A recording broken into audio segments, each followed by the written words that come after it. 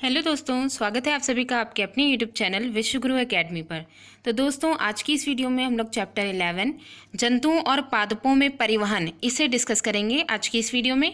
ठीक है, तो परिवहन यानी कि जो भी पोषक तत्व, मतलब यहाँ पे जंतु में जो हम परिवहन पढ़ेंगे तो जो हम लोग ने सर्कुलेटरी सिस्टम जो पढ़ा था उसी का ही पूरा जो ब्लड के द्वारा जो भोजन का जो पाचन हुआ, उसके बाद वो भोजन कैसे जो है शरीर के हर एक अंगों तक के वो कैसे पहुंच रहा है, और खास और फिर उसके बाद हम लोग ने रेस्पिरेशन वाला चैप्टर पढ़ा था कि जो ऑक्सीजन है वो कैसे हर एक पोर्शन में पहुंच रही है, हर एक पार्ट में, हर एक सेल में पहुंच रही है। ठीक है, तो वही चीज़ है यहाँ पे हमें जंतुओं और पादपों में परिवहन की, जंतुओं में यही परिवहन हम लोग पूरा यहाँ पे पढ़ेंगे।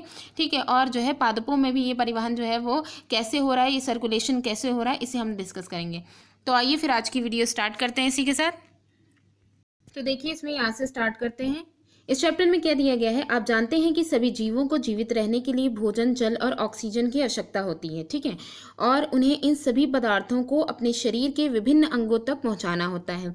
साथ ही जंतुओं को उन अंगों में उत्पन्न जो अपशिष्ट पदार्थ होते हैं उनका परिवहन भी उस स्थान तक करना होता है जहां से उन्हें बाहर, शरीर से बाहर निकाला जा सके। वो चाहे हम कार्बन डाइऑक्साइड के फॉर्म में हो, यानी किसी गैसियस फॉर्म में हो, या किसी लिक्विड के फॉर्म में हो, उत्सर्जन जो है वो दोनों तरीके से हो सकता है। ठीक है, तो यहाँ पे ये दोनों ही चीज़ें हमें जो है, इसका दोनों ही चीज़ों को हमें यहाँ पे देखना है।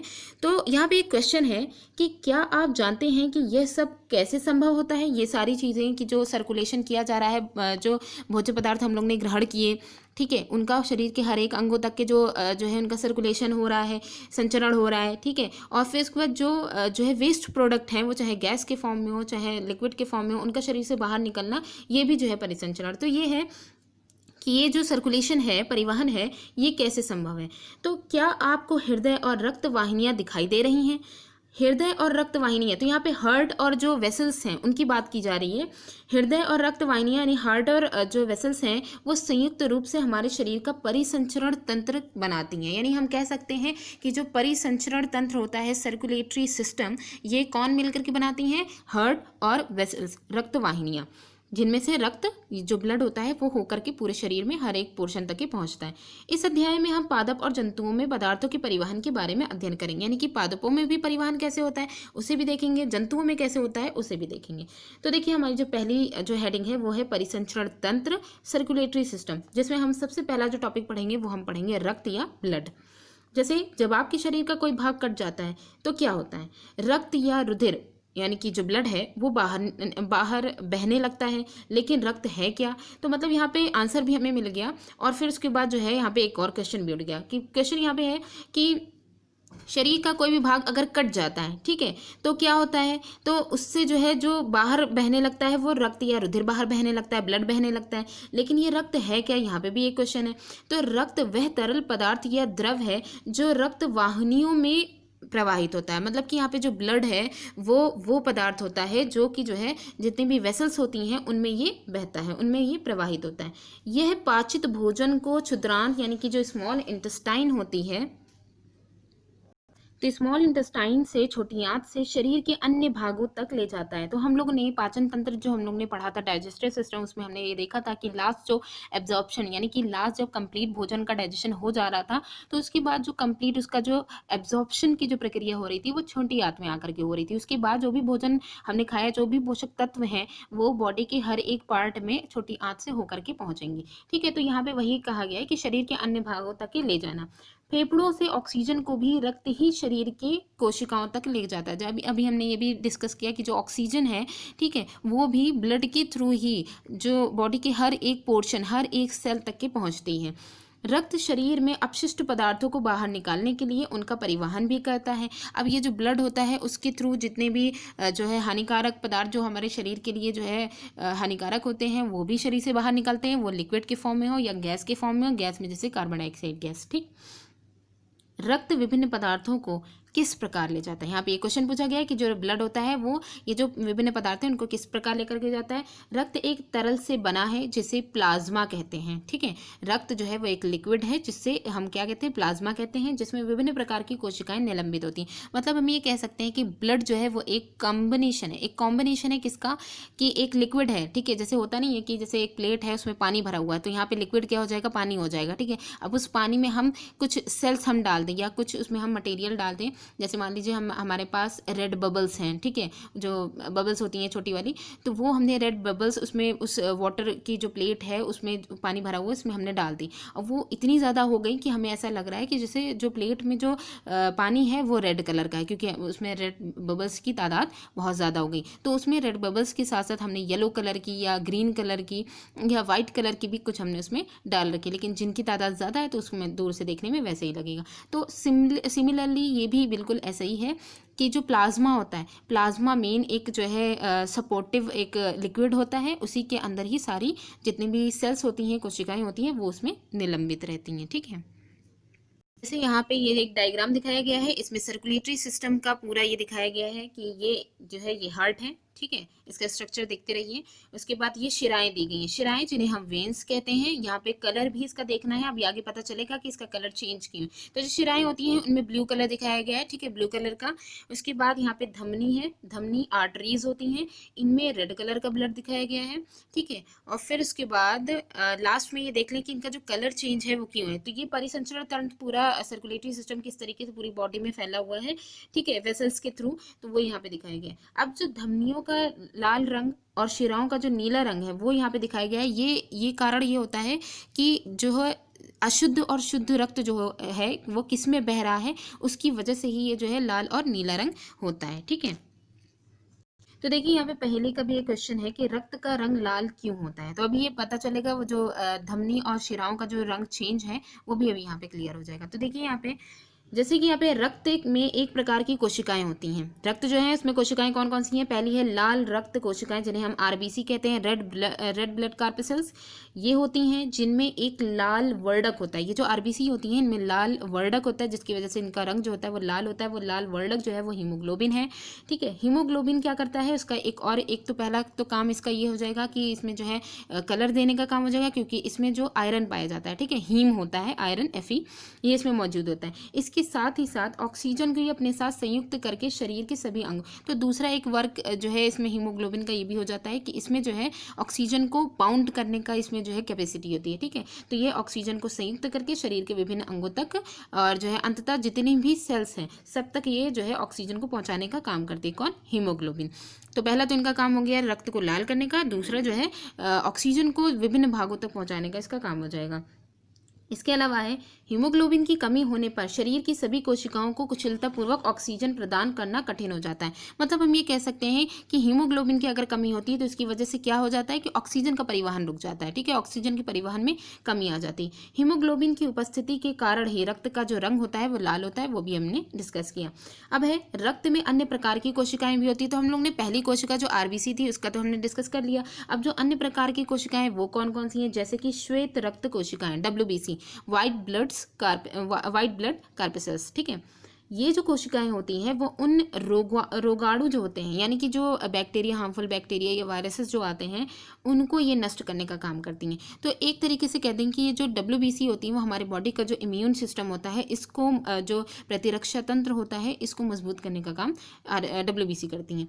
जो हमारे शरीर में प्रवेश कर जाते हैं, मतलब कि ये जो बैक्टीरिया वायरस जो हमारे शरीर में आ रहे हैं, तो जो बैक्टीरिया और वायरस जो हमारे बॉडी को जो है हार्म पहुंचाएंगे, नुकसान पहुंचाएंगे, उससे ये बचाने का काम करती हैं।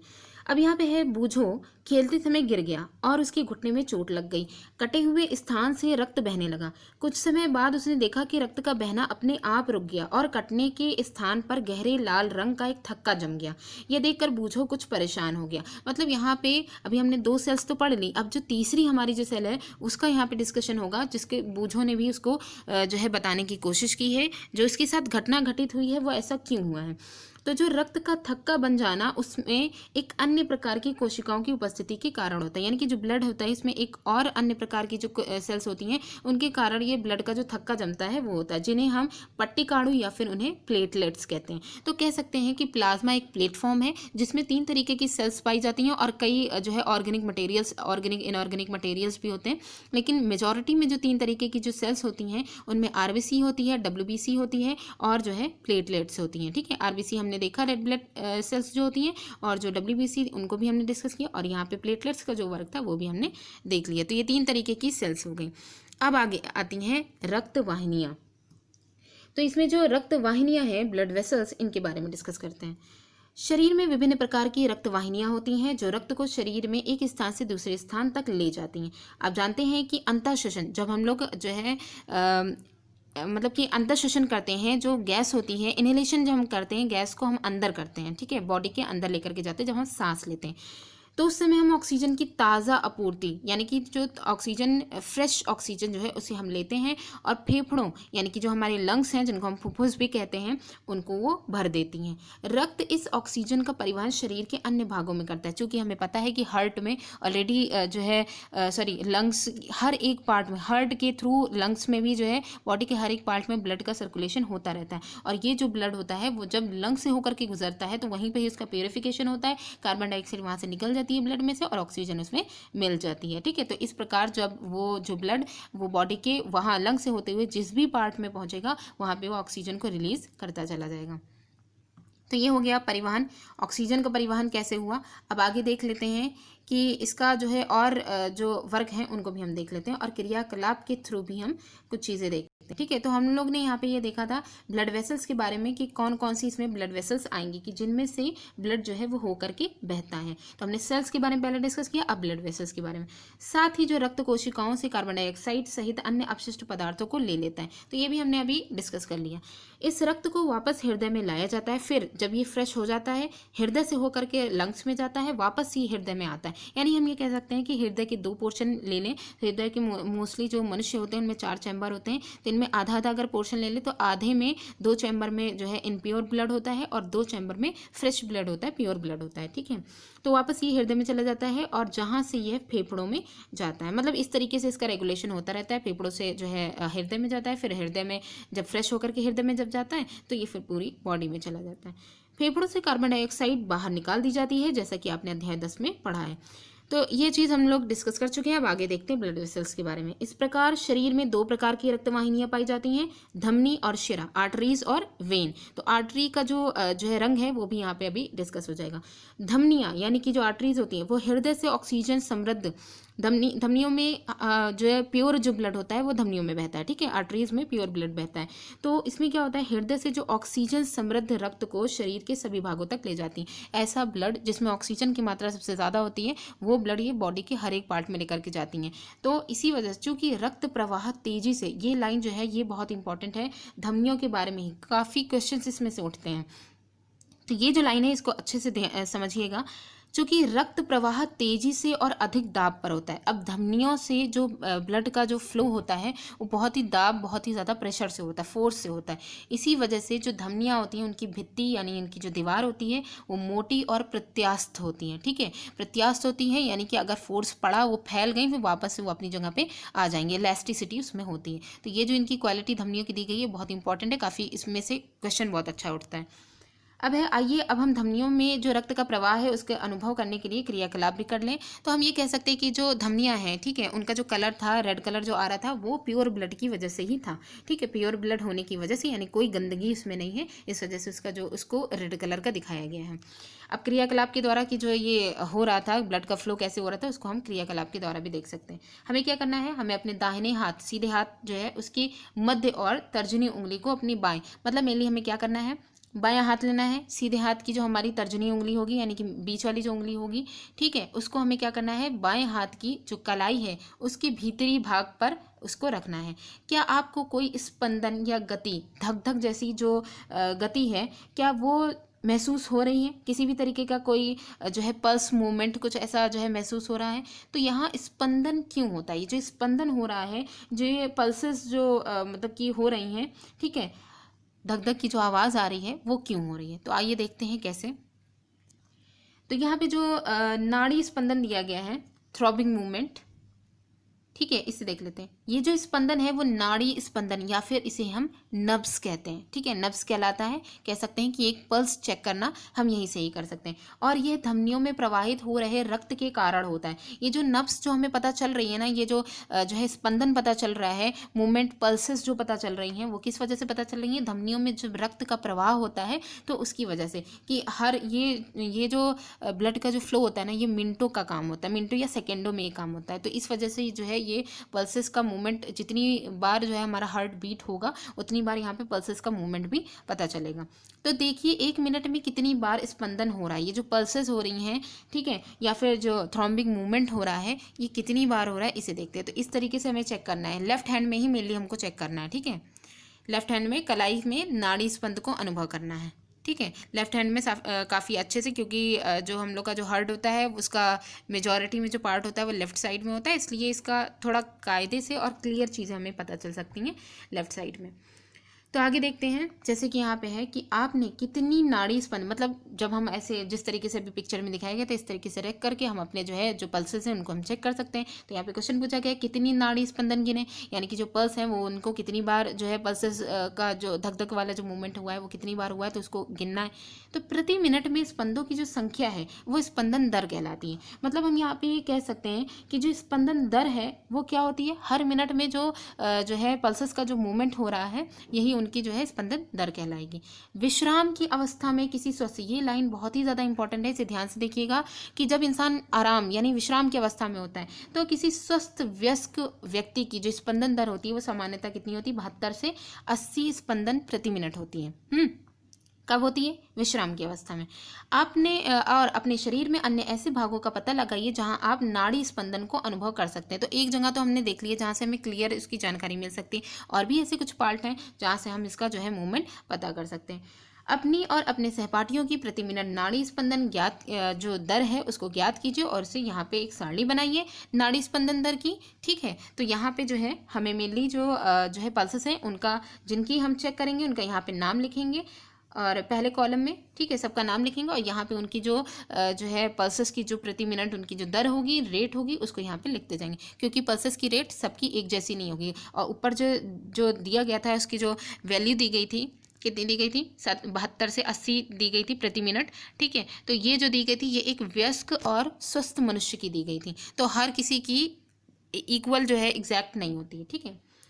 वे रक्तवाहिनियां जो कार्बन डाइऑक्साइड समृद्ध रक्त को शरीर के सभी भागों में वापस हृदय से ले जाती हैं वो शिराएं कहलाती हैं। अभी हमने आर्टरीज का डिस्कशन कर लिया, उसके बाद हमने क्रियाकलाप करके भी देख लिया कि हम लोग जो मेनली अपने बाएं हाथ में जो पल्सेस जो चेक कर रहे हैं वो मेनली हमारा मूवमेंट कौन सा होता है, जो आर्टरीज होती हैं उनमें ब्लड के फ्लो का मूवमेंट हमें वहाँ से पता चलता है, ठीक है, फ्रेश ब्लड का जो फ्लो हो रहा है। लेकिन जो शिराएं होती हैं उनका क्या काम होता है, ये जो है ये कार्बन डाइऑक्साइड जो युक्त जो ब्लड होता है यानी कि इम्प्योर ब्लड को बॉडी के हर एक पार्ट से हर तक के ले जाने का इनका काम होता है। किसका? वेन्स का। तो हम कह सकते हैं कि वेन का कलर हमने जैसे देखा था पर्पल कलर का, ये ब्लू कलर का, तो वो रीज़न भी यही था क्योंकि उसमें अशुद्ध जो है रक्त उसमें मौजूद था। शिराओं की भित्तियाँ अपेक्षाकृत पतली होती हैं। शिराओं की भित्तियाँ, शिराओं में ऐसे वॉल्व होते हैं जो रक्त को केवल हृदय की ओर ही प्रवाहित होने देते हैं। कह सकते हैं कि यहाँ पे जो वेन्स होती हैं इनमें कुछ वॉल्व्स पाए जाते हैं जो अशुद्ध रक्त को सिर्फ हार्ट तक के ही प्रवाहित होने देते हैं, हार्ट से वो वापस ब्लड जो है फिर से शिराओं में आकर के बॉडी में ना पहुँचे, तो इसको रोकने का ये काम करते हैं। और इनकी जो वॉल है यहाँ पे, ये लाइन बहुत इंपॉर्टेंट है कि शिराओं की जो भित्तियाँ होती हैं अपेक्षाकृत पतली होती हैं। पतली होने का रीज़न यहाँ पे सिंपली बस इतना है क्योंकि जो ब्लड का फ्लो है यहाँ पे शिराओं में शरीर के अंदर से जा रहा है ना, तो बहुत ही आराम से जाता है। तो आराम से अगर जा रहा है तो वॉल्व के जो है अगर मतलब कि मोटे होने का कोई रीज़न नहीं है क्योंकि इसमें प्रेशर तो पड़ेगा ही नहीं ना। तो और जो धमनियों में है, धमनियों में प्रेशर डाला जाता है ताकि एक साथ जो है ब्लड सभी जितनी भी वेन्स हैं महाधमनी से होते हुए सब जगह पहुंच जाए, इस वजह से इसका ये रीज़न है। अब यहाँ पे देखिए ये जो यहाँ पे मेथड दिया गया है इसको थोड़ा सा छोटा कर लेते हैं।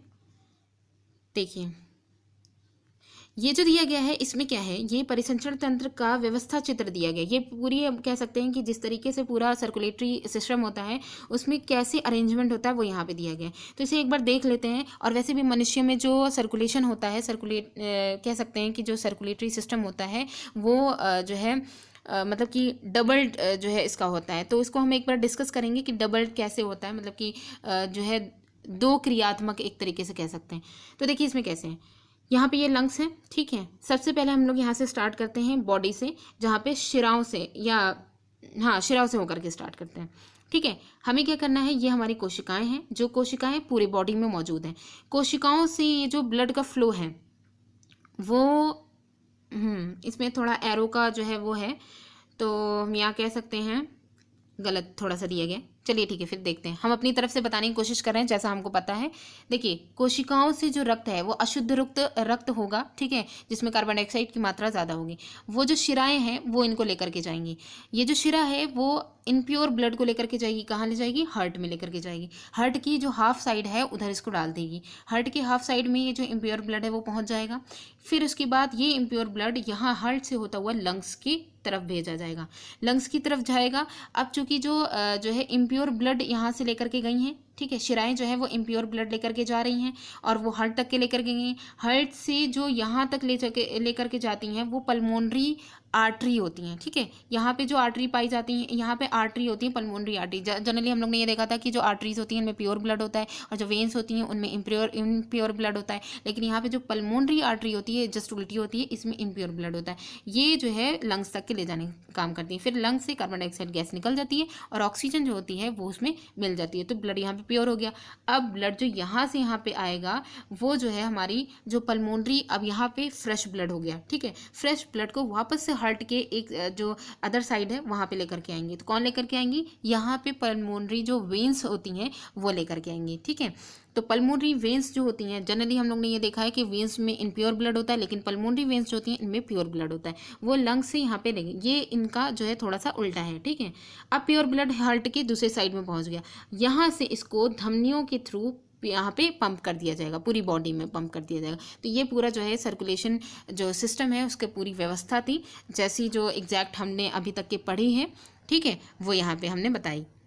अब आगे देखते हैं, ये चीज़ तो हो गई। अब इन लोग का भी थोड़ा सा डिस्कशन देख लेते हैं कि क्या कहने की कोशिश कर रहे हैं।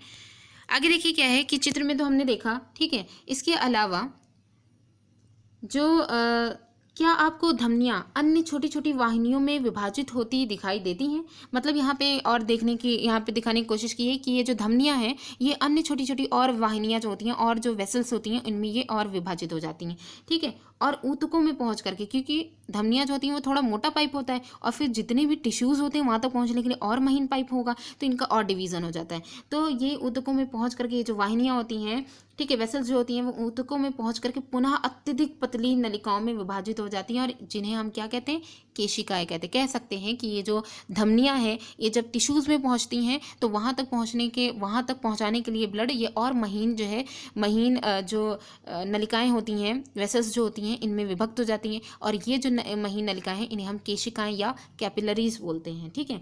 और ये जो केशिकाएं होती हैं ये पुनः मिल करके शिराओं को बनाती हैं। ये आगे जा करके फिर से ये आपस में जुड़ करके शिराओं का रूप ले लेती हैं, ठीक है, जो रक्त को हृदय में ले जाने का काम, मतलब आने का काम, उसके बाद ले जाने का काम, ये दोनों ही हम लोग ने नीचे जो जाल जैसा स्ट्रक्चर देखा था कोशिकाओं का वो ऐसे ही था, ठीक है, इन्हीं लोग का अरेंजमेंट था। अब यहाँ पे बूझो जो है इनका एक क्वेश्चन है उसे भी देख लेते हैं। उन्होंने चित्र में देखा तो देख करके वो बहुत भ्रमित हो गए।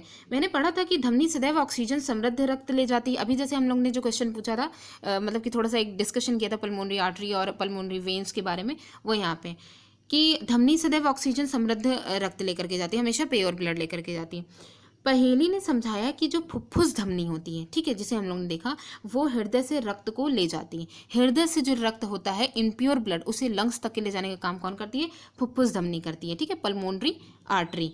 इसीलिए इसे शिरा नहीं बल्कि धमनी कहते हैं। यह कार्बन डाइऑक्साइड समृद्ध रक्त को फेफड़ों में ले जाने का काम करती हैं। इसके बाद है फुफ्फुस शिरा। फुफ्फुस शिरा जो होती है वो ऑक्सीजन समृद्ध रक्त को फेफड़ों से हृदय में लाती है। तो फुफ्फुस शिरा क्या करती है, ऑक्सीजन जो प्योर ब्लड होता है उसको फेफड़ों से हृदय में लाती है। तो इसे हम लोग ने जो है रक्त परिसंचरण तंत्र का जो विस्तार रूप में वहाँ दिखाया गया था उसमें हम लोग ने डिस्कस किया। अब यहाँ पे दिया गया है ब्लड डोनेशन। ब्लड डोनेशन में क्या होता है उसे देख लेते हैं। रक्त की अनुपलब्धता के कारण सैकड़ों लोग अपनी जान गंवा देते हैं। क्या होता है कि जो ब्लड होता है वो जब मैच नहीं करता है तो लोगों की जान चली जाती है। तो ब्लड की मतलब कि उपलब्धि नहीं होती है, जो है प्रेजेंट नहीं होता है, मिल नहीं पाता है ब्लड, तो उससे क्या होता है कई लोगों का जिनका एक्सीडेंट हो गया, कई लोगों को ज़रूरत पड़ती है तो उनकी जान चली जाती है। स्वेच्छा से किया गया रक्तदान हानि रहित व दर्द रहित होता है। मतलब कि अगर हम अपनी इच्छा से अगर जो है रक्तदान कर रहे हैं तो उससे ना तो कोई हमें नुकसान होता है और ना ही किसी भी प्रकार का दर्द होता है, क्योंकि हम थोड़ा सा अपने अंदर भी हम लोग थोड़ा सा गर्व महसूस करते हैं कि हम हमारे द्वारा किसी की मदद हो जाए। तो कई अनमोल जांचें मतलब कि हम इसी जाने जो हैं वो इसी प्रकार हम बचा सकते हैं। रक्तदान अस्पतालों में सरकार द्वारा अधिकृत जगहों पर ही किया जाना चाहिए। मतलब यहाँ पे कहा गया है कि अगर हम ब्लड डोनेशन कर रहे हैं तो जो सरकार द्वारा जो जगहें निर्धारित की गई हैं वहीं पे ही हम इसका ब्लड डोनेशन करें। दान किया गया रक्त ब्लड बैंकों में विशेष देखभाल में रखा जाता है और ये जो ब्लड डोनेट किया गया है उसे जो ब्लड बैंक हैं उनमें विशेष तरीके से इसकी देखभाल करके इसे रखा जाता है। नेक्स्ट पॉइंट हमारा है हृदय। रक्त परिसंचरण तंत्र जो यहाँ पे हम लोग ने पढ़ा, सर्कुलेटरी सिस्टम में सबसे इंपॉर्टेंट पार्ट जो है वो है हृदय। हृदय वह अंग होता है जो रक्त द्वारा पदार्थों के परिवहन के लिए पंप के रूप में कार्य करता है।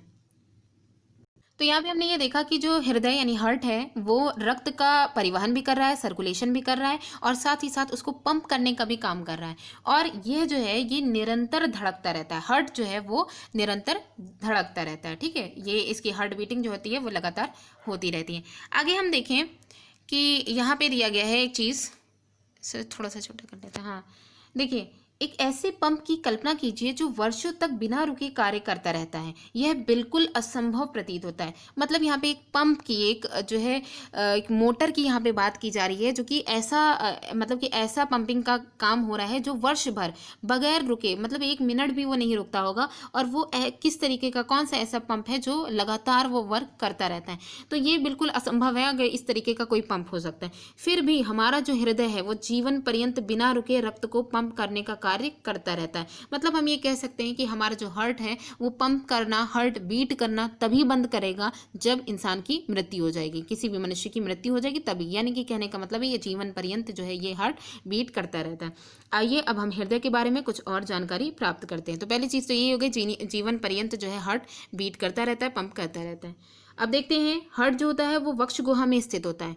चेस्ट जो होता है उसमें ये पाया जाता है, चेस्ट वाले पोर्शन में, जिसका जो निचला सिरा होता है वो थोड़ी बाईं ओर झुका रहता है। तो अभी हमने ये कहा था कि लेफ्ट साइड में उसका पोर्शन जो नीचे वाला हिस्सा होता है वो लेफ्ट साइड में थोड़ा ज़्यादा होता है। अपनी उंगलियों को भीतर की ओर मोड़कर मुट्ठी बना लीजिए। अगर हमें एक मतलब देखना चाहें कि हार्ट का शेप कैसा होता है तो हम अपनी उंगलियों को अंदर की तरफ मोड़ें, उसके बाद जो है हम उसको मोड़ करके हम अगर मुट्ठी जैसा जो है इसका शेप बना लेते हैं तो बिल्कुल ऐसे ही हार्ट का शेप होता है। तो आपके हृदय का जो अमाप या साइज़ जो होता है वो लगभग आपकी मुट्ठी के बराबर। तो यहाँ पे मतलब इन्होंने साइज़ बताया है कि हार्ट का साइज़ कितना होता है, तो लगभग जो हमारी मुट्ठी होती है उसी के बराबर होता है। जरा सोचिए, यदि हृदय में कार्बन डाइऑक्साइड और ऑक्सीजन के समृद्ध रक्त परस्पर मिल जाए तो क्या होगा। ये क्वेश्चन कहा गया और बहुत ही अच्छा क्वेश्चन भी है कि अगर ये कार्बन डाइऑक्साइड गैस और ऑक्सीजन ये दोनों का चूंकि अलग अलग चैम्बर से इसके रखे गए ना, आधे पोर्शन में प्योर ब्लड रहता है जिसमें ऑक्सीजन होती है और आधे जो है पोर्शन में जो है इम्प्योर ब्लड होता है। दोनों का अरेंजमेंट इस तरीके से किया गया है कि दोनों आपस में ना मिले। ठीक है, तो यहाँ पे क्वेश्चन यही है कि अगर ये मिल जाए तो क्या होगा। ऐसी स्थिति ना उत्पन्न हो तो उसके लिए जो हार्ट में अरेंजमेंट किया गया है वो जो है वो कई तरीके का मतलब कि काफ़ी अच्छा और जो है अरेंजमेंट है। यहाँ पे देखिए, हृदय 4 कक्षों में, इसी के लिए जो है हृदय जो है वो 4 कक्षों में बटा हुआ है। तो यहाँ पे देखते हैं हृदय जो होता है वो 4 कक्षों में बटा होता है। ऊपरी 2 कक्ष जो होते हैं उनको अलिंद कहलाते हैं। ऊपर के जो 2 हार्ट के ऊपर वाले जो 2 कक्ष होते हैं वो क्या कहलाते हैं, अलिंद, जिन्हें हम ऑरिकल्स बोलते हैं। ठीक है, और नीचे के जो 2 कक्ष होते हैं जिन्हें हम निलय कहते हैं यानी वेंट्रिकल होते हैं। तो ये 2 कक्ष ऊपर 2 कक्ष नीचे होते हैं। कक्षों के बीच का जो विभाजन होता है वो विभाजन दीवार जो होती है डिवीजन वाली, वो ऑक्सीजन समृद्ध रक्त और कार्बन डाइऑक्साइड समृद्ध रक्त को परस्पर मिलने नहीं देती। यानी इन दोनों ही वॉल्व्स के बीच में एक दीवार पाई जाती है जो दोनों ही तरीके के प्योर और इम्प्योर ब्लड जो होता है उनको मिलने नहीं देती है। ठीक है, आगे देखते हैं परिसंचरण तंत्र की कार्यविधि को समझने के लिए हृदय के दाईं ओर से आरंभ करते हैं। अभी हमें कार्यविधि जो है आरंभ करने से पहले हम पहले एक अच्छे से स्ट्रक्चर जो है हार्ट का उसे हम देख लें। ठीक है, कि जो हमारा जो हार्ट है वो किस तरीके का दिख रहा है। तो आइए देखिए, ये पूरा हार्ट का स्ट्रक्चर है, ये इसकी अनुप्रस्थ काट दिखाई गई है, इंटरनल स्ट्रक्चर इसका दिखाया गया है। तो यहाँ पे ये ऊपर दिखाया गया है महाशिरा। महाशिरा हमारी जो है, जिसे हम वेना कावा भी बोलते हैं, ठीक है, ये महाशिरा है जिसमें जो है मेन ब्लड की सबसे ज़्यादा मात्रा होती है। और ये यहाँ पे जो दिखाई गई है वो महाधमनी है, ठीक है, वेना कावा हो जाएगी। और जो यहाँ पे है महाधमनी, महाधमनी इसको जो है ऑर्टा बोलते हैं, ठीक है, ऑर्टा इसे बोलते हैं। सारे पार्ट एक बार देख लेते हैं। अब यहाँ पे फुफ्फुस धमनी आ जाएगी, पल्मोनरी आर्टरी, फुफ्फुस शिरा आ जाएगी, पल्मोनरी वेन। बायां अलिंद, ये देखिए अलिंद यहाँ पे दिखाया गया, ऊपर दोनों पोर्शन जो है वो अलिंद के दिए गए हैं, ऑरिकल आर्टिकल ऑरिकल जो है उसको दिया गया है। तो ऑरिकल में ये बायां अलिंद यानी कि लेफ्ट साइड का जो है ऑरिकल होगा, लेफ्ट ऑरिकल हो जाएगा, और ये राइट ऑरिकल हो जाएगा। नीचे के दोनों पोर्शन जो है वो निलय के दिए गए हैं, जो है राइट वेंट्रिकल और लेफ्ट वेंट्रिकल, ठीक है। और ये जो दिया गया कक्षों के बीच के विभाजन की जो दीवार है, जो दोनों जो प्योर और इम्प्योर ब्लड है उनको जो है अलग करने का काम करी, वो यहाँ पे मिड में दी गई है, ठीक है। दोनों ही मतलब कह सकते हैं कि जो राइट ऑरिकल है और लेफ्ट ऑरिकल है, दायां अलिंद और बायां अलिंद जो दिया गया है उनको और जो है दायां अलिंद दायां निलय, बायां अलिंद बायां निलय, इन दोनों को अलग अलग करने का काम बीच की जो दीवार है वो करती है। तो ये पूरा स्ट्रक्चर हो गया इसका। हृदय की ये जो है काट का चित्र था, अनुप्रस्थ काट कह सकते हैं। अनुप्रस्थ क्या मतलब इंटरनल स्ट्रक्चर उसकी जो है वो दिखाया गया था, ठीक है। आगे देखते हैं, यहाँ पे है तीरों द्वारा इंगित दिशा का अनुसरण कीजिए। इसमें जो है स्ट्रक्चर दिखाया गया था तीरों के द्वारा कि कैसे जो है ब्लड का सर्कुलेशन होगा। देखिए एक बार, इस स्ट्रक्चर में नहीं दिखाया गया है, ठीक है, जैसे हम लोग ने डिस्कशन किया था पीछे बिल्कुल वैसे ही होगा। तो यहाँ पे देखिए तीरों द्वारा इंगित दिशा का अनुसरण करना है हमें। और इस चित्र में तीरों, ये जो पूरा चित्र है इसी में ही जो है ब्लड का सर्कुलेशन दिखाया जाता है कि कैसे जो है किसमें से किसमें जाएगा, ठीक है। और फिर तीरों द्वारा हृदय से फेफड़ों में और वापस हृदय से वापस हृदय में रक्त के प्रवाह की जो दिशा है वो दिखाई गई है, जहाँ से ये शेष शरीर में पंप होता है। जो हम लोग ने पिछला एक स्ट्रक्चर देखा था कि कैसे जो है ब्लड का जो सर्कुलेशन हो रहा था वो कैसे हो रहा था कि जो है प्योर ब्लड हार्ट में जा रहा था, फिर लंग्स से जो है सॉरी इनप्योर ब्लड हार्ट में जा रहा था, फिर वहाँ से वो लंग्स में जा रहा था, फिर लंग्स से वापस से हार्ट में आ रहा था, फिर हार्ट से पूरी बॉडी में जा रहा था। तो वही यहाँ पे बताया गया है। नेक्स्ट हमारा जो पॉइंट है, नेक्स्ट हेडिंग जो है वो है हृदय स्पंदन, ठीक है। हार्ट बीट के बारे में यहाँ बात की जाएगी। हृदय के कक्ष की भित्तियां पेशियों की बनी होती हैं, मसल्स की बनी होती हैं, अंदर की जो भित्तियां होती हैं, लेयर जो होती हैं, ये पेशियां लयबद्ध मतलब कि लेयर्ड होती हैं और लयबद्ध के रूप में ये संकुचन और विश्रांति करती हैं, मतलब लेयर्स के रूप में ये सिकुड़ती हैं, ठीक है। और फिर उसके बाद जो है सिकुड़ती हैं और फिर रिलैक्स फॉर्म में आ जाती हैं, ठीक है। तो मतलब कॉन्ट्रैक्ट होंगी और फिर रिलैक्स फॉर्म में आ जाएंगी। यह लयबद्ध संकुचन और उसके बाद होने वाली जो लयबद्ध विश्रांति, मतलब कहने का है कि जो लेयर्ड में जो कॉन्ट्रैक्शन हो रहा है, संकुचन हो रहा है, और फिर उसी लेयर्ड में जो उसका रिलैक्सेशन हो रहा है, ये दोनों ही मिल करके हृदय स्पंदन या फिर हार्ट बीट कहलाते हैं, ठीक है। तो हार्ट बीट के बारे में अगर कहा जाए कि हृदय स्पंदन क्या होता है, तो यही ये जो लैंग्वेज यहाँ पे जो स्टेटमेंट बोला गया है यही इसकी डिफिनेशन हो जाएगी कि लयबद्ध संकुचन और उसके बाद होने वाला जो रिलैक्सेशन है, विश्रांति, वो दोनों मिलकर के हृदय स्पंदन या हार्ट बीट कहलाते हैं। याद रखिए कि हृदय का जो स्पंदन होता है यानी हार्ट बीट जो होती है वो जीवन के हर क्षण होता रहता है। तभी तो हार्ट बीट जब मुसलसल जो है वो पंपिंग कैसे हार्ट करता रहेगा, उसमें हार्ट बीट होती रहेगी लगातार। यदि आप अपने वक्ष की बाईं तरफ हाथ रखें, अगर हम अपनी चेस्ट की बाईं तरफ जो है बाईं साइड जो है उसकी तरफ हाथ रखें, तो अपने हृदय स्पंदन, हमारी जो हार्ट बीट है, धड़कनें हैं, उनको हम महसूस कर सकते हैं। चिकित्सक आपके हृदय स्पंदन को मापने के लिए, चिकित्सक जो हमारे जो हार्ट बीट है उसको जब ये चेक करते हैं, उसको मेजर करते हैं, तो इसके लिए एक इंस्ट्रूमेंट यूज़ करते हैं जिसे हम स्टेथोस्कोप कहते हैं। इस तरीके का यंत्र का ये यूज़ करते हैं। तो यहाँ पे ये लाइन, ये जो वर्ड है वो बहुत इंपॉर्टेंट है कि हार्ट बीट को मापने के लिए कौन सा इंस्ट्रूमेंट यूज़ होता है, स्टेथोस्कोप यूज़ होता है। अब है कि चिकित्सक स्टेथोस्कोप का उपयोग हृदय स्पंदन की ध्वनि को आवर्धित करने की युक्ति के रूप में कहते हैं, मतलब कि इसका यूज़ करते हैं, ठीक है। तो जो स्टेथोस्कोप है उसका मेनली यूज़ यही किया जाता है, हार्ट बीट की जो हार्ट बीट करने की जो उसको मेजर किया जाता है कि उसकी जो गति है, ठीक है, उसको जो है उसको यहाँ पे मेजर किया जाएगा। स्टेथोस्कोप के एक सिरे पर एक चेस्ट पीस लगा रहता है, मतलब अभी हम नीचे स्ट्रक्चर उसका देखेंगे कि कैसे उसके एक तरफ जो है चेस्ट पीस होता है जिसके द्वारा जो है हार्ट बीट को मेजर किया जाता है, और दूसरी तरफ ही, और वो जो चेस्ट पीस होता है उसमें एक संवेदनशील, ठीक है, संवेदनशील यानी अपने आप ही जो है जैसे ही वो हार्ट जो है हार्ट के कॉन्टैक्ट में आएगा वो अपने आप उसका जो मेन वर्क है वो अपना करने लगेगा। संवेदनशील डायफ्राम होता है। डायफ्राम का हम लोग ने वर्क जो है रेस्पिरेशन में हमने पढ़ा था कि जब सांस लेते हैं तो डायफ्राम कैसे ऊपर नीचे होता है, उसी तरीके का यहाँ पे काम। और और एक एक्सपेरिमेंट भी किया था कि ऊपर नीचे उसके होने का रबड़ की थैली के थ्रू। तो वैसे ही यहाँ पे जो है ये जो चेस्ट पीस होता है इसमें भी एक संवेदनशील डायफ्राम होता है। दूसरे सिरे पर 2 ईयर पीस होती हैं, ईयर पीस जो कि कान में लगा करके, जिनको हम श्रोतिका कहते हैं, जिनके द्वारा हम हार्ट बीट को सुनते हैं, जो एक नली द्वारा चेस्ट पीस से जुड़ी होती हैं। जो है ईयर पीस होती हैं वो चेस्ट पीस से एक नली के द्वारा जुड़ी होती हैं। चिकित्सक स्टेथोस्कोप का चेस्ट पीस, जो स्टेथोस्कोप का चेस्ट पीस वाला जो एरिया है वो आपके हृदय के स्थान पर रख करके श्रोतिकाओं यानी कि जो ईयर पीस होती हैं उनसे स्पंदनों की, हार्ट बीट की जो ध्वनि होती है उसका अध्ययन करते हैं, जिससे उन्हें आपके हृदय की स्थिति का आंकलन करने में सहायता मिलती है कि जो हार्ट बीट है वो नॉर्मल कंडीशन में है या बहुत तेज़ हो रही है, ये इससे मेजर किया जा सकता है। आइए हम अपने आसपास उपलब्ध सामग्री से स्टेथोस्कोप का एक मॉडल बनाने की कोशिश करते हैं। तो क्रियाकलाप में हमें यही करना है। तो यहाँ पे जो क्रियाकलाप 11.2 है इसमें क्या करना है, 6 से 7 सेंटीमीटर व्यास की कोई कीप हमें ले लेनी है। ठीक है, उस कीप में स्तंभ, उसके जो मेन स्तंभ है वहाँ पर रबर की एक नली लगा लेंगे, 50 सेंटीमीटर की नली होनी चाहिए, उसको कस करके लगाएंगे और कीप के मुंह पर रबर की एक झिल्ली लगा देंगे जो कि एज अ एक डायफ्राम का काम करेगा। ठीक है, अथवा या फिर हम कोई गुब्बारा लगा दें, उसको तान करके लगाएं, रबर बैंड की सहायता से उसे फिर कस दें। ठीक है, अब रबर की जो नली है उसका जो मुक्त सिरा है उसे हमें क्या करना है, मुक्त, जैसे ये जो रबर हमने लगाया या गुब्बारे की जो थैली के रूप में गुब्बारे को लगाया, तो उसको हम जो है उसको मतलब कि एक जो हमने चेस्ट पीस जो था उसके जैसा शेप बना लिया, तो दूसरा जो हमारा होगा जो हम कान में लगाएंगे उसको हम ईयर पीस की तरह उसका यूज़ करेंगे। ठीक है, कीप के मुंह को अपने वक्ष पर हृदय के निकट रखेंगे। कीप का जो मुंह है वो हम अपने वक्ष के, जो हमारा चेस्ट है उसके जो है उसके जो चेस्ट के निकट उसको रखेंगे। ठीक है, उसके बाद अब सावधानी से ध्वनि सुनने का हम प्रयास करेंगे। क्या आपको नियमित स्पंद ध्वनि सुनाई दे रही है, यानी हार्ट बीट जो है वो एक कंटिन्यूअस फॉर्म में जो है हमें सुनाई दे रही है। यह ध्वनि हृदय स्पंदनों की है, मतलब ये जो हमें ध्वनि सुनाई देगी, जो हमने एक्सपेरिमेंट कर रखा है उसके द्वारा जो हमने मॉडल बनाया उससे जो हमें ध्वनि सुनाई देगी अपने हार्ट के पास की, वो हमें हार्ट बीट की यानी कि हृदय स्पंदन की हमें गति सुनाई देगी, या सॉरी ध्वनि सुनाई देगी। आपका हृदय 1 मिनट में कितनी बार धड़क रहा है, तो यहाँ पे जो स्टेटमेंट है वो यहाँ पे वही बताया गया है।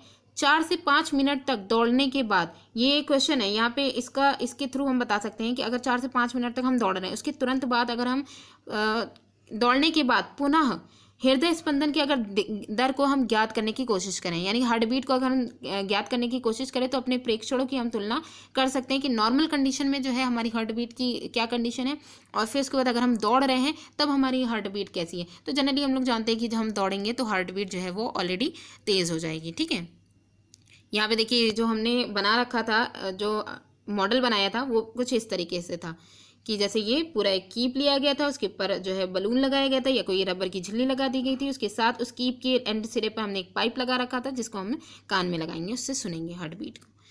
ठीक है, उसके बाद आते हैं, और ये जो एक्सपेरिमेंट है ये हम अपने मित्रों के साथ विश्राम अवस्था में और फिर उसके बाद 4-5 मिनट अगर दौड़े हैं तो उसके बाद भी इसे हम करके देखेंगे, और उसके बाद हम एक जो है टेबल बनाएंगे, एक सारणी बनाएंगे जिसमें हम इसे रिकॉर्ड करेंगे। क्या आपको अपने हृदय स्पंदन और नाड़ी स्पंदन दर के बीच में कोई संबंध दिखाई देता है? मतलब यहाँ पे इन्होंने एक क्वेश्चन पूछा है कि जो पल्सेस हैं उनके बीच में रिलेशन और जो हार्ट बीट है उनके बीच में रिलेशन कुछ हमें दिखाई दे रहा है। तो प्रत्येक हृदय स्पंदन ध्वनियों में से एक स्पंद उत्पन्न होता है, यानी कहने का मतलब होता है कि प्रत्येक हृदय स्पंदन जब होगा, ठीक है, हर हार्ट बीट के बाद धमनियों में एक बार हार्ट बीट जब होगी तो धमनियों में एक स्पंदन उत्पन्न होगा, एक पल्स होगी, एक हार्ट बीट के बाद एक पल्स होती है। ठीक है, प्रति मिनट धमनी में उत्पन्न स्पंद जो धमनी में जो पल्सेस हो रही हैं वो हृदय स्पंदन की दर को बताती हैं। मतलब हम ये कह सकते हैं कि पल्सेस के थ्रू हम हार्ट बीट को भी बता सकते हैं। ठीक है, तो ये चीज़ हो गई हार्ट बीट के बारे में। इसके बाद आगे देखते हैं, जो हमने सारणी जो बनाई थी उसे भी देख लेते हैं यहाँ पे किस तरीके की ये यहाँ पे सारणी है। अब यहाँ पे जो हमने सारणी बनाई थी, टेबल जो बनाया था कि हृदय स्पंदन और जो है स्पंदन यानी कि हार्ट बीट और पल्स रेट, इन दोनों की जो दर है उसको हमें अगर नापना है तो इसके लिए हम छात्रों का पहला कॉलम, छात्रों का नाम, विश्राम के समय में जो हार्ट बीट है और जो स्पंदन दर है यानी कि पल्स रेट और जो हार्ट रेट है, ठीक है, दोनों का हार्ट बीट और पल्स रेट दोनों को हम यहाँ पे नोट करेंगे। और 4-5 मिनट अगर दौड़ दिया तो वहाँ पे जो हार्ट बीट कैसी होगी और वहाँ की पल्सेस जो है उन बच्चों की जिनकी हम लेंगे छात्रों की, उनकी क्या होगी, वो यहाँ पे पूरा टेबल बना करके हमें इसे मेजर करना है। अपने फ्रेंड्स के साथ इसको करने की कोशिश करेंगे। ठीक है, आगे देखते हैं। यहाँ पे देखिए हृदय के विभिन्न कक्षों की लयबद्ध गति रक्त के परिसंचरण और पदार्थों के परिवहन को बनाए रखती है। यहीं पे ही हमने जो लेयर्ड जो इसका मूवमेंट था हृदय का, उसकी जो है लयबद्ध गति जो थी वो रक्त परिसंचरण, ब्लड का फ्लो है वो, और पदार्थों के परिवहन, पदार्थों का जो परिवहन हो रहा है पूरी बॉडी में, उसको बनाए रखने का ये काम करती है। अब यहाँ पे जो रक्त परिसंचरण का पूरा जो काम है उसको किया किसने, शुरुआत किसने की, इसे तो जानना बहुत ज़रूरी है। तो यहाँ पे देखिए रक्त परिसंचरण की खोज विलियम हार्वे ने 1578 और 1657 की जो है टाइमिंग दी गई है। ठीक है, तो विलियम हार्वे जो है वो जो है एक चिकित्सक थे जिन्होंने, जो कि एक अंग्रेज थे, उन्होंने इसकी खोज की थी। जो है सर्कुलेटरी सिस्टम, ब्लड सर्कुलेशन की खोज इन्होंने की थी। उन दिनों ये मान्यता थी कि रक्त शरीर की वाहिनियों में दोलन करता है। ये माना जाता था कि जो रक्त है वो शरीर की जो वाहिनियां होती हैं, वेसल्स जो होती हैं, उनमें ये जो है दोलन करता है। इस मत के लिए हार्वे का उपहास किया गया। जब उन्होंने ये चीज़ बताई तो इसके लिए उनका जो है उनका मजाक उड़ाया गया। कौन है? तो यहाँ पे ये था कि जो है इस मत के लिए जब ये इन्होंने मत अपना पेश किया तो इसके लिए लोगों ने उनका जो है मजाक उड़ाया और उन्हें परिसंचारी या सर्कुलेटर के रूप में उनको, मतलब इस तरीके से उनको चढ़ाने लगे। अनेक अधिकांश रोगियों ने उनसे उपचार कराना बंद कर दिया। चूंकि वो एक डॉक्टर थे, लेकिन उनसे जो है कई लोगों ने कहा कि इनका जो है ये दिमाग खराब हो गया इनका, इसलिए उनसे इलाज करवाना उन्होंने बंद कर दिया। तथापि हार्वे की मृत्यु से पहले, जब उनकी मतलब डेथ से पहले ही इस बात की पूरी पुष्टि हो गई कि परिसंचरण के बारे में उनके जो विचार थे वो जीव विज्ञानी तथ्य के रूप में उनको मान्यता मिल गई कि उनके विचार जो हैं वो सही थे। ठीक है, अब यहाँ पे बुझो का एक क्वेश्चन है। बुझो ये जानना चाहता है कि क्या स्पंज और हाइड्रा, ठीक है, स्पंज और हाइड्रा जो है उनमें भी क्या ब्लड होता है? तो स्पंज और हाइड्रा जैसे जंतु जो होते हैं उनमें कोई परिसंचरण तंत्र नहीं पाया जाता है। जिस जल में, यहाँ पे ये लाइन बहुत अच्छी है और बहुत ही ज़्यादा इंपॉर्टेंट भी है कि स्पंज और हाइड्रा जो होते हैं उनमें कोई परिसंचरण तंत्र नहीं पाया जाता है। जिस जल में वे रहते हैं वहीं उनके शरीर में प्रवेश करके, वो जो जल है वहीं उनके शरीर में प्रवेश करता है और उनके भोजन और ऑक्सीजन की जो आपूर्ति है उसको पूरा कर देता है। जब जल बाहर निकलता है तो अपने साथ कार्बन डाइऑक्साइड और जितने भी अपशिष्ट पदार्थ होते हैं, वेस्ट मटेरियल, उनको वो लेकर के बाहर निकलता है। अतः उन्हें परिसंचरण हेतु रक्त के समान तरल की आवश्यकता नहीं पड़ती है। ठीक है, आगे देखते हैं। आइए अब हम शरीर द्वारा कार्बन डाइऑक्साइड के अतिरिक्त अन्य अपशिष्ट पदार्थों की निकासी के विषय में अध्ययन करें। अब हमने क्या देखा कि हमने यहाँ तक ये तो डिस्कस कर लिया कि जो भोजन का पाचन हुआ या फिर जो ऑक्सीजन हमने ग्रहण की, ठीक है, वायुमंडल से, उनका बॉडी तक के हमने पूरा पहुँचा दिया। अब जो वेस्ट प्रोडक्ट यानी कि जो कार्बन डाइऑक्साइड वायु के रूप में और जो वेस्ट प्रोडक्ट जो भोजन के बाद जो बच रहा होगा उससे शरीर से कैसे बाहर निकालेंगे, तो आगे हम लोग इसी को ही डिस्कस करेंगे। तो इसलिए हमारी जो नेक्स्ट हेडिंग है वो है जंतुओं में उत्सर्जन, जिसे हम एक्सक्रीशन बोलते हैं। ठीक है, तो वो कैसे होता है? आपको याद होगा कि शरीर में अपशिष्ट पदार्थों के रूप में उत्पन्न कार्बन डाइऑक्साइड फेफड़ों द्वारा किस प्रकार उच्छ्वसन यानी कि जो एक्सहेलेशन हम लोग करते हैं उसके प्रक्रम के द्वारा शरीर से बाहर निकल जाती है। ठीक है, तो ये हम लोग ने रेस्पिरेशन में डिस्कस किया था। ये भी ध्यान में रखिए कि अपाचित भोजन बहिक्षेपण प्रक्रम द्वारा मल के रूप में शरीर से बाहर निकाल दिया जाता है। इसे भी हम लोग ने जो है डाइजेशन में डिस्कशन किया था। फिर आइए अब हम ये मालूम करें कि अन्य जितने भी अपशिष्ट पदार्थ हैं वो शरीर के द्वारा बाहर कैसे निकलते हैं, तो उन्हें देखेंगे। आपके मन में ये प्रश्न उठता होगा कि आखिर ये अपशिष्ट पदार्थ कहाँ से आए। ठीक है, तो उन्हें हमें यहाँ पे पूरा अच्छे से क्लियर करना है। जब हमारी कोशिकाएं अपना कार्य करती हैं, हमारी जो सेल्स हैं वो अपना कार्य कर रही हैं, तो कुछ पदार्थ अपशिष्ट के रूप में निर्मुक्त होते हैं। जब हमारी सेल्स जो है वो काम कर रही हैं तो कुछ गंदगी तो निकलेगी, ठीक है, तो अपशिष्ट के रूप में कुछ पदार्थ जो है वो रिलीज होते हैं। अधिकांशतः ये पदार्थ जो होते हैं वो विषाक्त होते हैं। ज़्यादातर ये जो पदार्थ होते हैं वो विषैले होते हैं, ठीक है, पॉइजनस होते हैं, इसलिए इन्हें शरीर के बाहर निकालने की आवश्यकता होती है।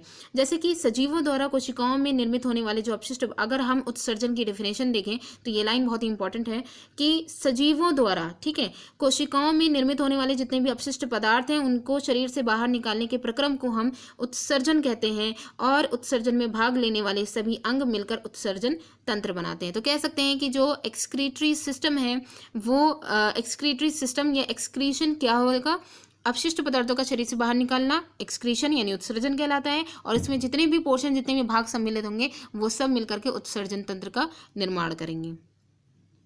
नेक्स्ट हेडिंग है हमारी मानव उत्सर्जन तंत्र। अब पूरे तंत्र के बारे में डिस्कस करते हैं। रक्त में उपस्थित अपशिष्ट पदार्थों को शरीर से बाहर निकाला जाना चाहिए। यह किस प्रकार होता है, तो ये किस प्रकार होएगा?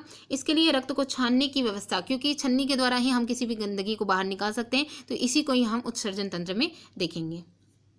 तो देखिए इसमें क्या है ये जो व्यवस्था होती है वो वृक्क, जिन्हें गुर्दे कहते हैं, किडनी, उनमें उपस्थित रक्त कोशिकाएं, क्योंकि जो किडनीज होती हैं उनमें रक्त कोशिकाएं उपस्थित होती हैं। ये जो वेन मतलब कि जो कैपिलरीज वगैरह जो होती हैं ये भी उनमें जो वेसल्स होती हैं, मेनली हम कह सकते हैं वेसल्स जो होती हैं वो उनमें उपस्थित होती हैं, तो इनके द्वारा उपलब्ध की जाती हैं। ठीक है, जब रक्त दोनों वृक्कों में पहुंचता है, दो किडनीज होती है हमारी बॉडी में, दोनों वृक्कों में जब ये पहुंचता है तो इसमें उपयोगी और हानिकारक दोनों ही प्रकार के पदार्थ होते हैं, दोनों ही तरीके के ब्लड में जो है पदार्थ उपस्थित होते हैं।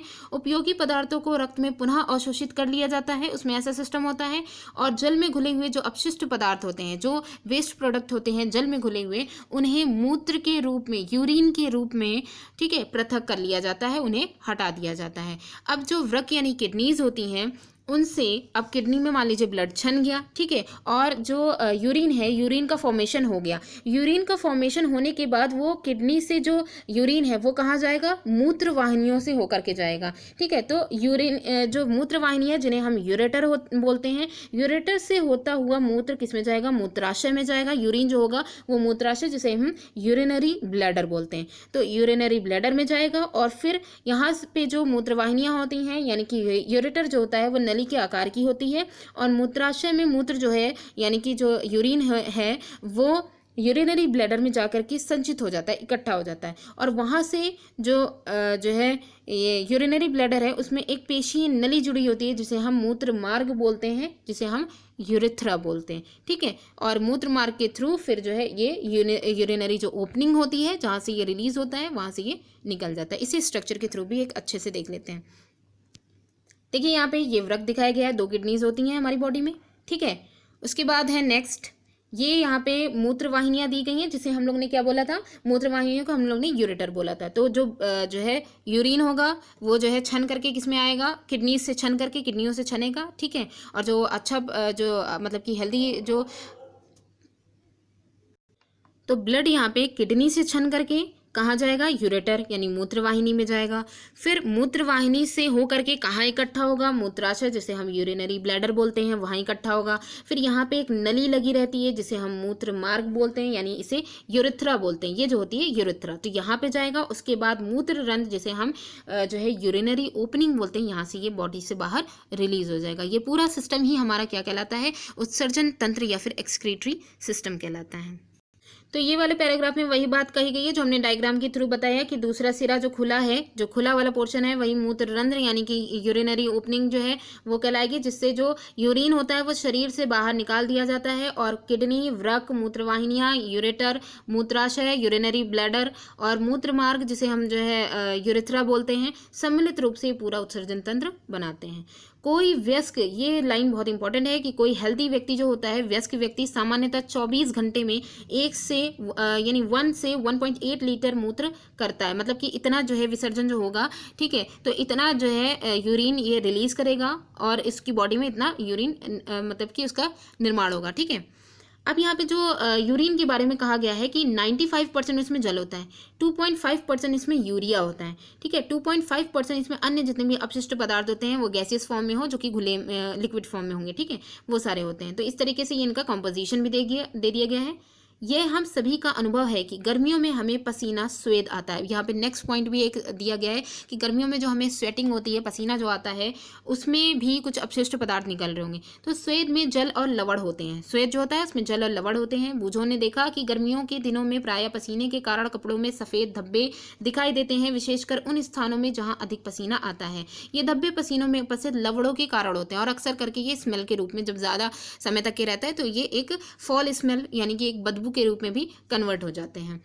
क्या ये जो स्वेदन है यानी पसीना है यानी स्वेटिंग है, आने का कोई विशेष प्रयोजन भी है? हम जानते हैं कि मिट्टी, यहाँ पे एक एग्जाम्पल दिया गया कि आखिर पसीना क्यों आता है। तो हम लोग ने पिछले चैप्टर में भी इसको जो है डिस्कस किया था कि हम जानते हैं कि मिट्टी से बने जो घड़े होते हैं उनमें रखा पानी ठंडा हो जाता है। इसका कारण यह है कि घड़ों के छिद्रों से रिस करके पानी बाहर की उसकी सतह पर आता है, जो कि वाष्पित होकर के घड़े में मतलब वाष्पित होकर के वो उड़ जाता है। वाष्पन की क्रिया वहाँ पर, यानी कि जो भी ऊष्मा होगी वो उसके जो बाहर जो रिस करके पानी निकला है उसी में ही लग जाएगी और वो जो है भाप बन करके पानी उड़ जाएगा। बाकी का जो अंदर का जो पानी होगा, शेष बचा पानी, वो ठंडा हो जाता है। तो ठीक इसी प्रकार पसीना भी हमारे शरीर को ठंडा बनाए रखने का काम करता है। तो यानी कि स्वेटिंग होना भी एक एक हमारी बॉडी के लिए भी बहुत अच्छी जो है चीज़ है, जो कि हमारी बॉडी को ठंडा रखने का काम कर रही है। तो कह सकते हैं कि एक्सक्रीशन के लिए एक तो हमारा जो है यूरिन का एक्सक्रीशन हो जाएगा, जिसके लिए यूरिनरी सिस्टम का पूरा हम लोग ने एक्सक्रीटरी सिस्टम का पूरा हम लोग ने डिस्कशन किया।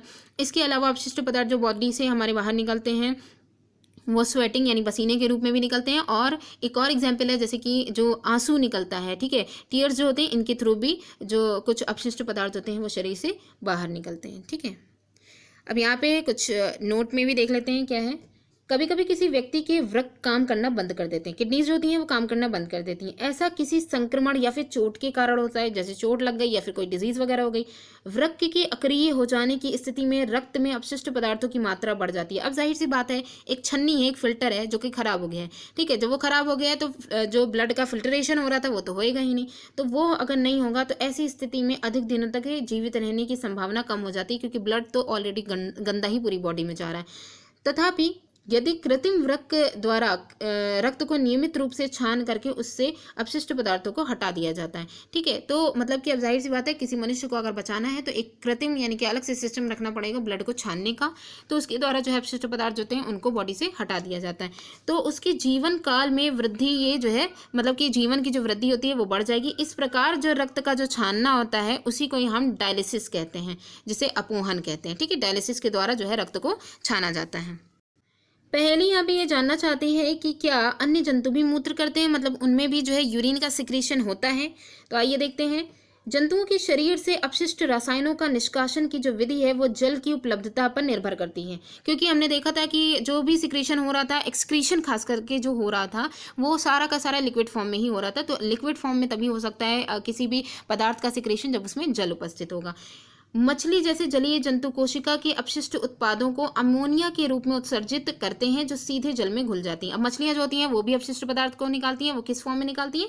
अमोनिया के फॉर्म में। ये पॉइंट बहुत इंपॉर्टेंट है कि मछलियों का उत्सर्जन, जो उत्सर्जी पदार्थ होता है वो कौन होता है? अमोनिया होता है, जो कि क्योंकि वो पानी में रहती हैं तो वो पानी में घुल जाता है। पक्षी जो होते हैं, पक्षी, छिपकली, सर्प जैसे कुछ जंतु जो होते हैं वो अपने शरीर से अपशिष्ट पदार्थों का उत्सर्जन जो होता है वो अर्धघन यानी सेमी सॉलिड पदार्थ, यानी कि उनका जो उत्सर्जन होता है वो सॉलिड फॉर्म में नहीं होता है, सेमी सॉलिड होता है, थोड़ा सा सॉफ्ट होता है, उसके रूप में ये निकलते हैं, जो कि मुख्यतः सफ़ेद रंग का ही यौगिक होता है, जिसे हम यूरिक एसिड कहते हैं। ठीक है, यूरिक एसिड के फॉर्म में ये निकालते हैं। तो हमने यहाँ पे देखा मछलियाँ जो होती हैं वो अमोनिया का सिक्रेशन करती हैं, और जो पक्षी, छिपकली, यहाँ पे सांप जो है वो यूरिक एसिड का सिक्रेशन करते हैं। ठीक है, इसके अलावा मानव का जो उत्सर्जन होता है वो अपशिष्ट पदार्थ क्या होता है? यूरिया होता है। तो ये हो गया तीनों के बारे में, ये तीनों ही बहुत ही इंपॉर्टेंट थे। अब आगे देखते हैं पादपों में जो परिवहन हो रहा था उसे भी हम लोग एक बार डिस्कस कर लें। तो अध्याय 1 में हमने ये पढ़ा था कि पौधे जो होते हैं वो अपनी जड़ों यानी मूलों के द्वारा मृदा से जल और खनिज पोषकों का अवशोषण करते हैं, उन्हें पत्तियों तक उपलब्ध कराते हैं। ये हम लोग ने फर्स्ट चैप्टर में डिस्कस किया था। पत्तियां जल तथा कार्बन डाइऑक्साइड का उपयोग कर प्रकाश संश्लेषण के प्रक्रम द्वारा पौधों के लिए भोजन बनाती हैं। पत्तियां क्या करती हैं? जल और कार्बन डाइऑक्साइड का उपयोग करती हैं और प्रकाश संश्लेषण का प्रक्रम के द्वारा हम जो है वो भोजन का निर्माण करती हैं। चैप्टर 10 में हमने ये डिस्कस किया था कि सभी जीवों का जो भोजन है वो उनके लिए ऊर्जा का स्रोत होता है, ठीक है, तथा जीवों की प्रत्येक कोशिका में ग्लूकोज का विखंडन होता है और ऊर्जा जो है वो निकल जाती है, रिलीज होती है। इसका भी हमने डिस्कशन किया था।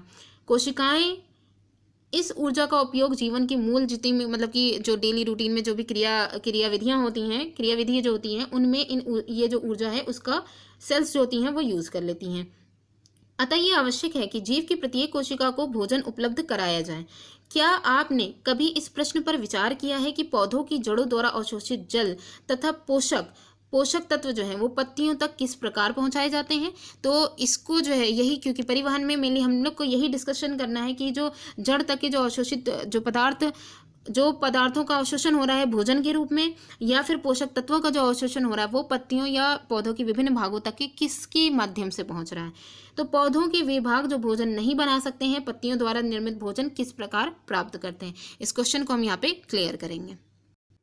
तो यहाँ पे देखिए, जल और खनिजों का परिवहन, तो यहाँ पे वाटर का और जो खनिज लवण है, पोषक तत्व हैं, ठीक है, मिनरल्स का जो परिवहन है वो प्लांट बॉडी में कैसे पहुँचेगा? पादप मूल यानी जड़ें जो होती हैं, रूट जो होती हैं, उनके द्वारा जल और खनिजों को अवशोषित करती हैं। पादप मूल, रूट जो होती हैं वही जल और खनिज दोनों को ही अवशोषित करती हैं। मूलों में मूल रोम होते हैं, ठीक है, रूट हेयर्स होते हैं, ये जो जड़ें होती हैं उनमें रूट हेयर्स पाए जाते हैं। वास्तव में जो मूल रोम यानी कि रूट हेयर्स जो होते हैं वो जल में घुले हुए खनिज पोषक पदार्थों को जल के अंतर्ग्रहण के लिए मूल की सतह क्षेत्रफल को बढ़ा देते हैं। मतलब हम ये कह सकते हैं कि ये जो मूल रोम होते हैं ये वाटर और मिनरल्स रहते हैं उनका अंतर्ग्रहण हो सके, उनका जो है उनको मतलब कि उनको ग्रहण किया जा सके, उनका एब्जॉर्प्शन ठीक तरीके से हो जाए, तो ये जो है मूल का यानी कि जो रूट का जो सतह होती है उसके बेस का जो क्षेत्रफल होता है उसके दायरे को ये बढ़ा देते हैं। मूल रोम मृदा कणों के बीच उपस्थित जल के संपर्क में रहते हैं। ये जो मूल रोम होते हैं, रूट हेयर्स जो होते हैं, वो मृदा कण जो होते हैं उनके बीच में जो स्पेस होता है उसमें उपस्थित जो जल होता है उसके संपर्क में होते हैं। क्या आप अनुमान लगा सकते हैं कि जल किस प्रकार मूलों से पत्तियों तक पहुंचता है? तो इसके लिए हमें कुछ क्रियाकलाप करना होगा और पादपों में किस प्रकार का परिवहन तंत्र पाया जाता है इसे भी देखना होगा। यहाँ पे बुझो का एक विचार है। बुझो का विचार है कि शायद पादपों के सभी भागों में जल के परिवहन के लिए पाइप बने होते हैं, जैसे कि हमारे घरों में जल की आपूर्ति के लिए पाइप होते हैं। तो इसे देखते हैं। तो यहाँ पे देखिए इनके क्वेश्चन का आंसर भी हो गया। जी हाँ, बुझो सही है। पादपों में मृदा से जल और पोषक तत्वों के परिवहन के लिए पाइप जैसी वाहिकाएं, जैसे हमारे शरीरों में थी वेसल्स, वैसे ही पौधों में भी होती हैं। वाहिकाएं विशेष कोशिकाओं से बनी होती हैं जिन्हें हम संवहन ऊतक या फिर वेस्कुलर बंडल कहते हैं। और यही जो ऊतक टिश्यूज होते हैं वो कोशिकाओं का वह समूह होता है जो किसी जीव में किसी कार्य विशेष को संपादित करता है। तो कह सकते हैं कि ये जो ऊतक होता है यानी टिश्यू जो होता है वो किसी भी कोशिकाओं का वह समूह होता है जो किसी भी जीव में किसी भी कार्य विशेष को संपादित करता है, कंप्लीट करता है। जल और पोषक तत्वों के परिवहन के लिए पादपों में जो संवहन ऊतक पाए जाते हैं उन्हें हम मतलब यहाँ पे ये लाइन बहुत इंपॉर्टेंट है जाइलम के लिए। जाइलम जिसे हम दारू भी कहते हैं, ठीक है, ये क्या करते हैं, ये पौधों में जल और पोषक तत्वों का जो है परिवहन करने का काम करते हैं। तो कह सकते हैं कि इनका जो मूवमेंट होगा वो कैसा होगा, वो नीचे से मतलब कि डाउन से अप की तरफ होगा, नीचे से ऊपर की तरफ होगा, क्योंकि जल का जो अवशोषण हो रहा है वो तो मूल ही कर रही है ना, रूट कर रही है। इसके बाद है जाइलम चैनल जो होते हैं, यानी कि जाइलम में कई सारी नलियां पाई जाती हैं, उनका सतत जाल बना होता है जो मूलों को यानी रूट्स जो होते हैं उनको तने और शाखाओं के माध्यम से पत्तियों से जोड़ता है। ये जो जाल होता है ये जड़ों को तने और जो शाखाएं, तने की जो शाखाएं हैं उनके माध्यम से पत्तियों से जोड़ता है और इस प्रकार बना पूरा तंत्र पूरे पादप का जल का परिवहन तंत्र कहलाता है। तो जल का परिवहन तंत्र जाइलम और फ्लोएम के द्वारा होता है। तो आइए देखते हैं। आप जानते हैं कि पत्तियां भोजन, अब ये तो जल और खनिज लवण जो थे यानी कि जो मिनरल्स वगैरह थे उनका तो परिवहन हो गया। अब इसके अलावा आप जानते हैं कि पत्तियां भोजन का संश्लेषण करती हैं, पत्तियां भी भोजन बना रही हैं और भोजन को पादप के सभी भागों में ले जाया जाता है। यह कार्य एक संवहन ऊतक के द्वारा होता है और वो कहलाता है फ्लोएम। तो यहाँ पे दोनों का कार्य बहुत इंपॉर्टेंट है कि जो जाइलम होता है ये जल और जो खनिज लवण होते हैं, पोषक जो मिनरल्स होते हैं, इनको जो है जड़ों से पौधे के विभिन्न भागों तक पहुंचाने का काम किया जाता है और फ्लोएम जो होते हैं इनके द्वारा भोजन जो पत्तियों में बन रहा होता है उसको यहाँ तक कि इसका जो मूवमेंट होता है वो अप टू डाउन होता है, ठीक है। ये जो भोजन होता है ये पत्तियों से विभिन्न पौधों के भागों और जड़ों तक के पहुंचाने का काम होता है, ठीक है। तो इस प्रकार हम यहाँ पे ये कह सकते हैं कि यहाँ पे देखिए स्ट्रक्चर भी दिखाया गया है, मूल रोम का दिया गया है, रूट हेयर्स कैसे यहाँ पे वाटर का जो है सप्लाई हो रहा है और ये जाइलम दिखाया गया है मिड में जो पाए जा रहे हैं, ठीक है। और ये जो है इनका मूवमेंट दिखाया गया है कि जो जल का जो मूवमेंट होता है वो ऊपर की तरफ होता है जो कि जाइलम कर रहे होते हैं और फूड का मूवमेंट जो होता है वो नीचे की तरफ होता है पोषक तत्वों का जो कि फ्लोएम कर रहे हैं, ठीक है। दोनों का मूवमेंट भी हो गया और फिर इस प्रकार ये चीज़ तो हो गई। अब पहेली ने क्या देखा उसे भी देख लेते हैं। पहेली ने देखा कि उसकी माँ यदि भिंडी और अन्य सब्जियां सूख गई हैं तो वह उन्हें कुछ देर के लिए जल में डुबो देती हैं। वह जानना चाहती हैं कि उनमें जल कैसे प्रवेश करता है, ठीक है। तो वो जल में डुबो दे रही है, तो क्रियाकलाप में हम करके देख लेते हैं। इसमें ये क्रियाकलाप हम लोग ने पहले भी किया है, ठीक है। इस क्रियाकलाप में मेनली हमें कांच का ग्लास लेना है, उसमें पानी डालनी है, लाल स्याही डालनी है और उसमें एक कोमल शाकीय पौधे की टहनी लेना है, ठीक है। यहाँ पे उदाहरण के लिए इन्होंने बालसम का ले लिया है और उसे एक ब्लेड की सहायता से हमें तिरछा काट लेना है। ग्लास में 1/3 पानी भरें और उसमें कुछ बूंदे लाल स्याही की डालें। एक कोमल शाकीय पौधे की जो टहनी है उसके आधार को ब्लेड से हम तिरछा काट लें और फिर जैसा कि यहाँ पे चित्र में दिखाया गया है और फिर हमें उसे अगले दिन का उसका अवलोकन करना है कि उसका क्या मतलब अगले दिन में उसमें क्या चेंजेस आए। इस तरीके से हमें पूरा इसका स्ट्रक्चर मतलब कि पूरा इसे तैयार कर देना है। तो देखिए इस तरीके का यहाँ पे ये स्ट्रक्चर बनेगा जब हम अगले दिन इसका देखेंगे, ठीक है। तो ये पानी तने के ऊपर कैसे चढ़ रहा है उसे दिखाया गया है। तो यहाँ क्वेश्चन है, क्या शाकीय पौधे की जो टहनी है उसका कोई भाग लाल रंग का दिखाई दे रहा है? तो पत्तियां भी हमें दिखाई दी, पत्तियों में लाल रंग कुछ दिखाई दे रहा था। टहनी को अनुप्रस्थ काटिए, मतलब कि उसको अनुप्रस्थ काट जो दिखाई गई है यहाँ पे देखिए, ये इसकी टहनी की अनुप्रस्थ काट को दिखाया गया है, ठीक है, कि किस तरीके से उसमें जो है रेड कलर दिखाई दे रहा है। उसका हमने जो लाल रंग है उसका हमने यहाँ पे उसको देखा। नेक्स्ट पॉइंट है हमारा वाष्पोत्सर्जन। कक्षा 6 में हमने इसको पढ़ा था, वाष्पोत्सर्जन इवेपोरेशन की जो प्रोसेस थी, इस प्रक्रम को हमने देखा था कि इसके द्वारा जो है अधिक जल जो होता है वो जो है पौधों के शरीर से बाहर निकल जाता है, जो पौधों को ज़रूरत नहीं होती है। तो उसे एक बार यहाँ पे थोड़ा सा डिस्कस कर लेते हैं। यहाँ पे है बूझो ये जानना चाहता है कि पादप क्यों मृदा में से अधिक मात्रा में जल अवशोषित कर लेते हैं और फिर उन्हें वाष्पोत्सर्जन द्वारा बाहर निकाल देते हैं, ठीक है। तो यहाँ पे देख सकते हैं कि मृदा के द्वारा जो है मतलब कि वाटर एब्जॉर्प्शन हुआ, उसके बाद पौधों की सतह से जो एक्स्ट्रा वाटर होता है उसको रंध्रों जो स्टोमेटा होते हैं उनसे वाष्पोत्सर्जन इवेपोरेशन की जो प्रोसेस होती है उसके प्रक्रम के द्वारा जल वाष्पित हो जाता है और पत्तियों से जल के वाष्पन से, पत्तियों से जो जल का वाष्पन होता है उससे चूषण अभिकर्षण, कहने का मतलब होता है सक्सेशन होता है, ठीक है। सक्सेशन की जो प्रोसेस होती है वो विकसित हो जाता है, पत्तियों से जल का जो वाष्पन हो रहा है उस कंडीशन में चूषण अभिकर्षण जो खिंचाव वाली जो प्रोसेस होती है उसका विकास हो जाता है। ये वैसा ही होता है जैसे आप स्ट्रॉ लेकर के किसी जल का चूषण करते हैं, ठीक है। विशाल वृक्ष में बहुत अधिक ऊंचाई तक जल का अभिकर्षण यानी खिंचाव जो होता है, सक्सेशन, वो होता है। इसी प्रकार वाष्पोत्सर्जन पादप को ठंडा रखने में सहायता करता है। तो यहाँ पे हमने जैसे ये जो देखा वाष्पोत्सर्जन की यहाँ पे क्रिया, इसी वजह से हम लोग ने पढ़ी कि जिस तरीके से जैसे मटका ठंडा हो रहा था उस तरीके से मनुष्य का शरीर जैसे ठंडा हो रहा था, पसीना जब निकल रहा था, उसी तरीके से वाष्पोत्सर्जन की क्रिया के द्वारा जो एक्स्ट्रा जो वाटर है वो जब प्लांट की बॉडी से बाहर निकलेगा तो प्लांट बॉडी भी वो भी ठंडी हो जाएगी, ठीक है। तो एक बार इस चैप्टर का अभ्यास भी देख लेते हैं। इसमें देखिए कॉलम में दिया गया कॉलम ए कॉलम बी, यहाँ पे जो रंध्र दिए गए हैं स्टोमेटा, उसका क्या काम होता है? तो स्टोमेटा जो होते हैं इसके द्वारा वाष्पोत्सर्जन की क्रिया होती है। जाइलम जो होते हैं, जाइलम के द्वारा जल का अवशोषण होता है। मूल रोम नहीं, जाइलम जो है वो जल का परिवहन करते हैं, सॉरी। रंध्र का क्या काम हो जाएगा यहाँ पे? वाष्पोत्सर्जन का। जाइलम जल का परिवहन करते हैं, मूल रोम जल का अवशोषण करते हैं और फ्लोएम जो होता है ये भोजन का परिवहन करता है। तो क्वेश्चन 1 हो गया। क्वेश्चन 2 में देख लेते हैं। क्वेश्चन 2 में है पहला, हृदय से रक्त का शरीर के सभी अंगों में परिवहन क्या कहलाता है? ये जो हृदय से रक्त का शरीर के सभी अंगों में जो परिवहन होता है वो धमनियों के द्वारा होता है, ठीक है, जो धमनियाँ होती हैं उनके द्वारा होता है। इसके बाद है हीमोग्लोबिन जो होती है वो कोशिकाओं में पाया जाता है। हीमोग्लोबिन लाल रक्त कोशिकाएं जो होती हैं आरबीसी, उनमें ये पाया जाता है। धमनियाँ और शिराएं जो होती हैं ये कोशिकाएं मतलब कि धमनी और शिराएं कोशिकाओं के जाल द्वारा जुड़ी रहती हैं। ये मतलब कह सकते हैं ये केशिकाएं जो होती हैं उनके जाल द्वारा ये जुड़ी रहती हैं, केशिकाओं के यानी कैपिलरीज के जाल के द्वारा ये जुड़ी रहती हैं। हृदय का लयबद्ध विस्तार और संकुचन जो होता है वो क्या कहलाता है? हृदय स्पंदन। हृदय स्पंदन यहाँ पे एक मिनट, ठीक है, तो ये क्या कहलाएगा? हृदय स्पंदन कहलाएगा, जिसे हम हार्ट बीट कहते हैं, ठीक है, ये चीज़ हो गई। उसके बाद है मानव शरीर के प्रमुख उत्सर्जित उत्पाद जो होते हैं वो कौन सा होता है? वो यूरिया होता है। मानव शरीर का प्रमुख जो उत्सर्जित उत्पाद होता है। पसीने में जल और क्या होता है? पसीने में जल और लवण होता है, ठीक है। उसके बाद है वृक्क अपशिष्ट पदार्थों को द्रव रूप में बाहर निकालते हैं, जिसे हम क्या कहते हैं? मूत्र कहते हैं, यानी यूरिया कहते हैं। इसके बाद यूरिन कहते हैं। उसके बाद नेक्स्ट है वृक्षों में बहुत अधिक ऊंचाई तक जल पहुंचाने के कार्य किसके द्वारा होंगे? बहुत अधिक ऊंचाई तक जल पहुंचाने का कार्य जो है वो वाष्पोत्सर्जन की क्रिया के द्वारा होगा, ठीक है। तो यहाँ पे वाष्पोत्सर्जन हो जाएगा, उसके द्वारा चूषण अभिकर्षण बल जो है जिसमें सक्सेशन का जो फोर्स है वो लगेगा। नेक्स्ट क्वेश्चन 3 जो है इसमें का में पादपों में जल का परिवहन होता है। तो पादपों में जल का परिवहन हम जानते हैं जाइलम के द्वारा होता है।